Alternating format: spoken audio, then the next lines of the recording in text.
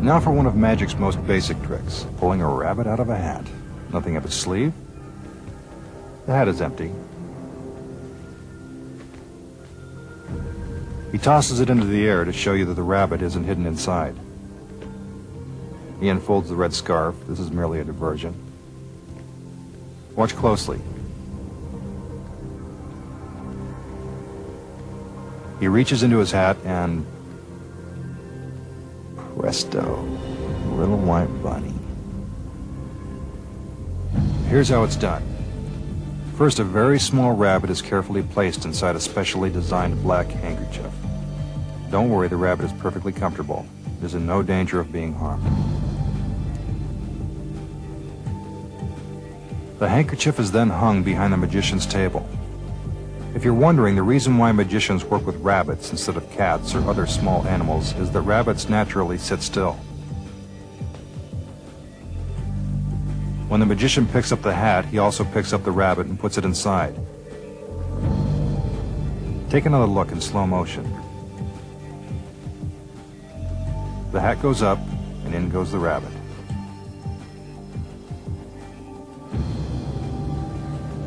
Now watch again and see if you can spot when the rabbit is put inside the hat.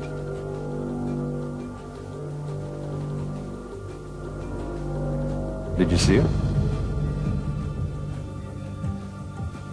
The magician reaches inside the concealed handkerchief and releases the rabbit. And there you have it. Just that simple. You've probably seen the sword in the basket trick 1,000 times. Now we're going to show you how it's done. Our assistant brings out the basket and gets ready to climb inside.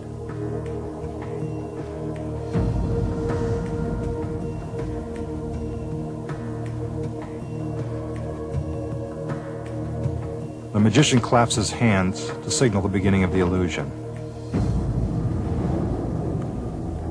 First, the assistant is covered with a black curtain. You'll find out why in a minute.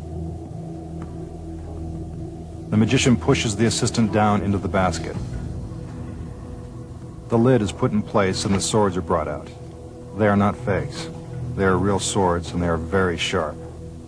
He drives the swords all the way through the basket. It seems that they are cutting into our assistant. But if that were true, not even Fox would show you that.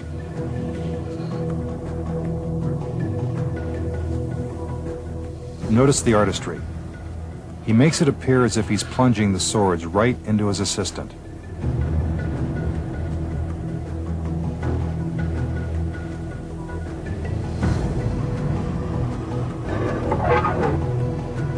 It now seems that there are too many swords in the basket for anyone to survive. One by one, the magician removes the swords from the basket.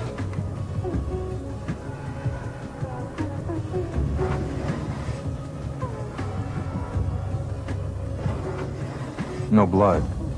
That's always a good sign. Once the swords are removed, the magician covers the basket with a black curtain. Then he steps inside.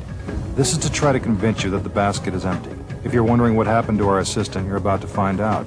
The magician steps out of the basket and... what's this? Could it be...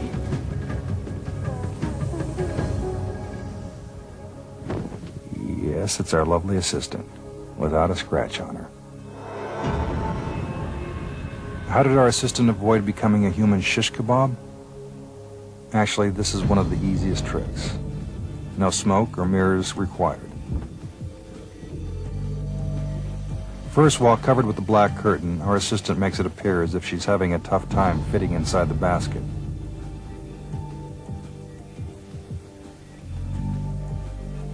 However, without the curtain, we can see that she's merely spreading her arms to create the illusion of size. There's actually plenty of room for her inside. Once she's in position, the lid is put in place.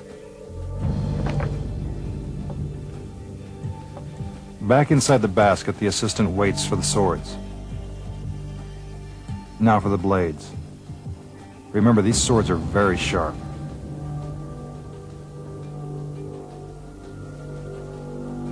With our mini camera, we can see that the assistant knows exactly where the swords are going. and helps guide them safely through the basket. There's no room for error. One wrong move could result in serious injury. Now the final sword. Look how close it comes to stabbing our assistant.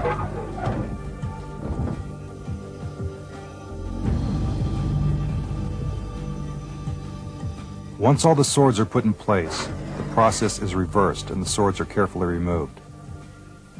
This is also very dangerous. Our assistant has to protect herself from the swords as they are pulled out of the basket.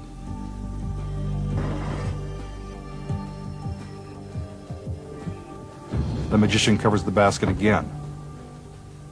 Then he steps inside, making it appear that it's empty.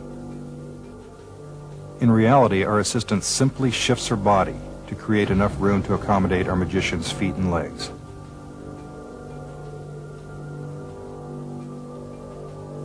Here's another look from our mini camera. See, there's plenty of room.